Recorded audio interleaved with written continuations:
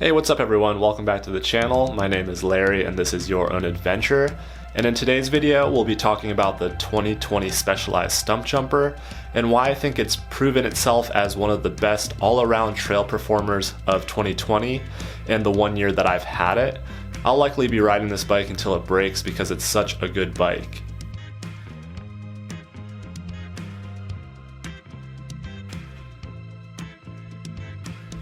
In this video, we'll talk about what this bike excels at and what necessary upgrades and modifications there are to take this bike from trail style riding, XC style riding down in Florida, and really turn it into an enduro bike up in the mountains, and even a downhill oriented bike that you could take to a bike park.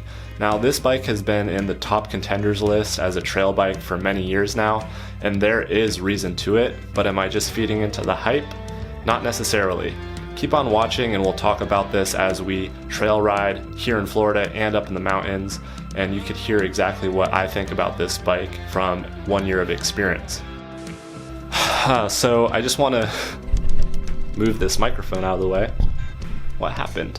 Alright, and I just want to say thank you to the community and all those people who have been joining in here on Your Own Adventure. It's been awesome to see that the numbers have been growing.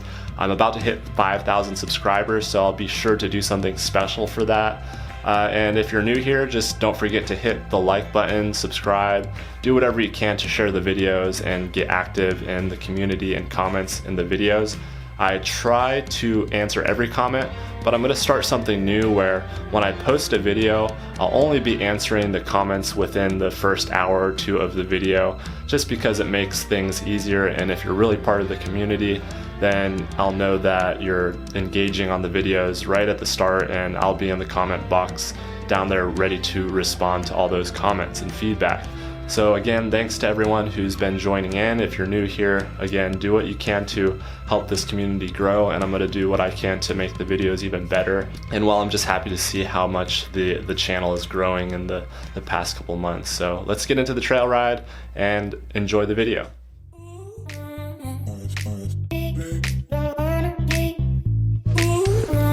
Riders?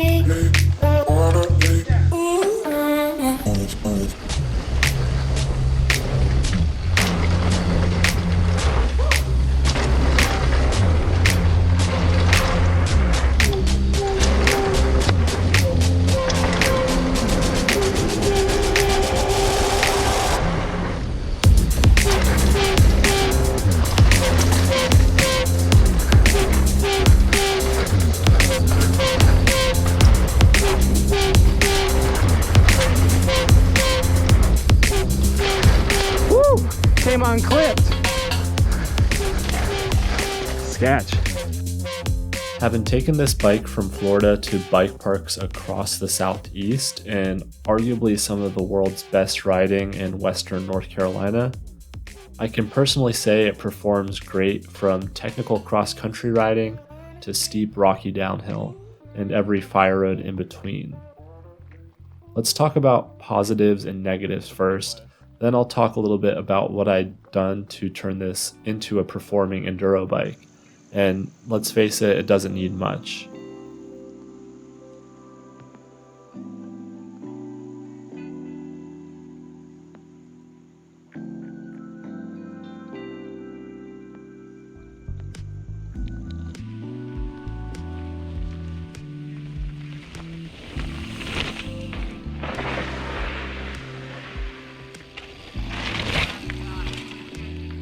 So the first thing is it has a flip chip, so you could slacken the geometry if you're riding more downhill oriented trails.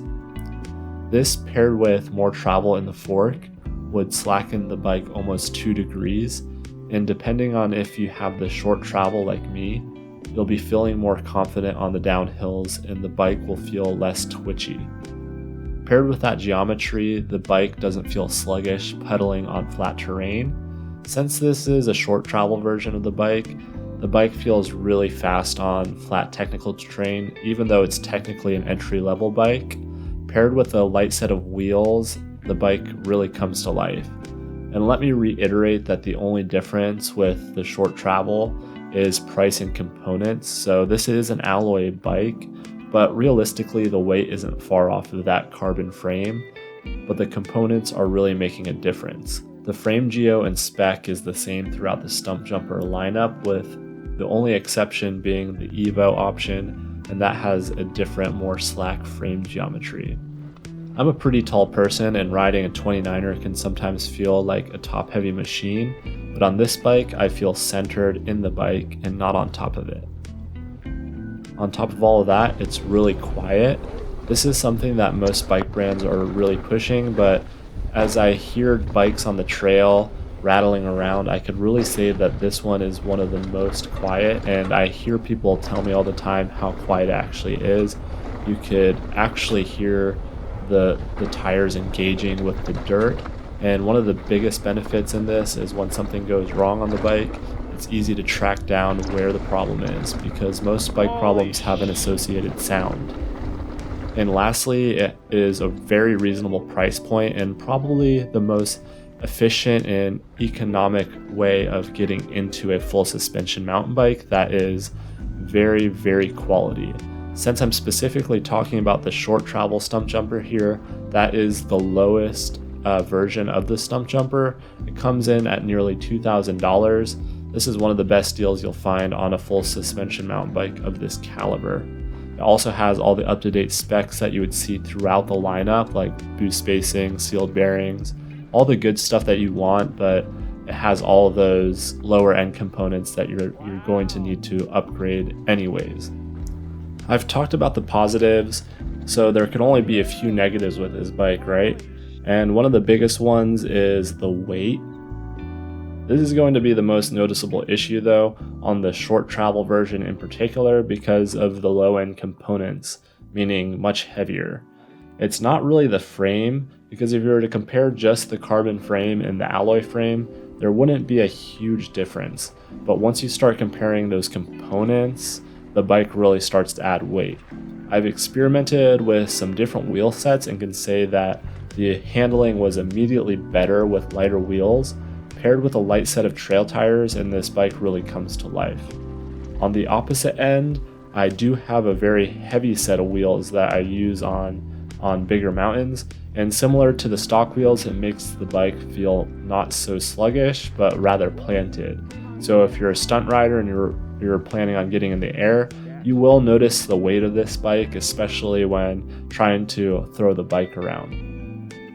So my next project in the series is going to be focusing on the weight of this bike and making it a weight weenie bike. Not on a budget, because it's not really worth the risk with serious riding, but here's a short list of what I'll be adding and subtracting to save weight. Carbon bars, not entirely for weight savings, but I'm actually pretty interested to see how much weight is going to be shaved off from those stock Specialized bars. It's really going to be for trail feel and vibration. I'm going to throw a lighter crankset and bottom bracket in there because right now it has like a stock sealed bearing in there, and that thing's got to be really heavy. And I'm going to, on top of that, put a carbon wheel set on the bike and see if that really livens the bike up. I do have a pretty light set of Trail Torch i9 hubs and wheel set on there, and I would say that they are pretty light, but even with just the stock rubber and a light wheel set, I could feel a huge difference. So carbon wheel set is going to be a game changer, I'm sure. There's other things that I'll be adding, but I don't think it'll likely alter the weight drastically one by one. It's going to be one of those things that is a big accumulation of parts taking off like a couple 100 grams. So I'll be doing a before and after weight on this bike to see exactly how light I could get it. As for turning this bike into a great enduro bike, here's what I added. The Spank Uzi wheel set that I was talking about earlier, it's a pretty heavy duty wide alloy rim, and I have a DIY tire insert in there. A really cool pump that doubles as a CO2 inflator, so if you happen to fill up your tube or your tire and it doesn't fill up all the way, you could actually top it off with this pump. The kit comes with a mount that attaches underneath the water bottle cage and holds everything nice and tidy near the bottom bracket. No swap box necessary, and It kind of gives your bike a cool look with the external CO2 bottles on the outside, kind of futuristic. A larger volume water bottle. So I don't like wearing a hydration pack, and I got this water bottle at Walmart. One of the better investments that I've made for like $1. There's no gimmicks to it. It's just a water bottle, and it does the job. It's great, and for $1, you can't really beat it. Crank Brothers mallet clipless pedals have really changed the game for me.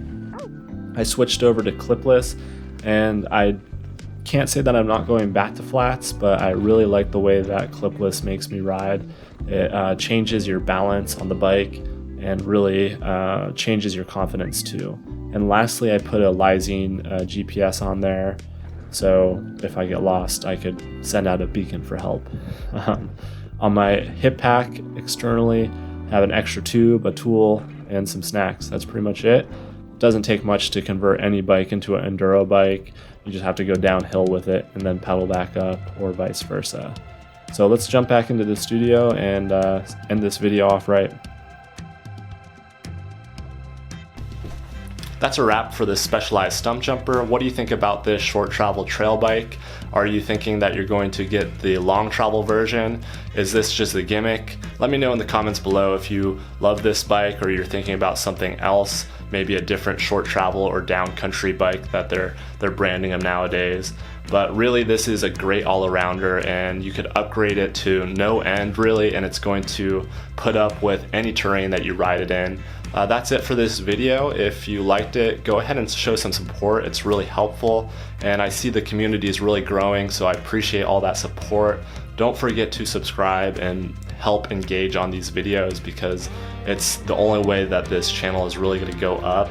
I don't really ask for anything. It's free to watch, and I'm not planning on doing anything else sponsored or make this channel some sort of paid Patreon platform. I'm just putting free videos up for people to watch them in entertainment purposes, and I hope it's entertaining and, more importantly, informative for people out there that are looking to get into mountain biking, or others that are just trying to get a secondary opinion that's not entirely biased or sponsorship based, because that's really not me on this channel.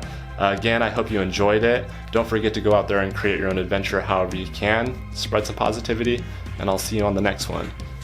Mahalo.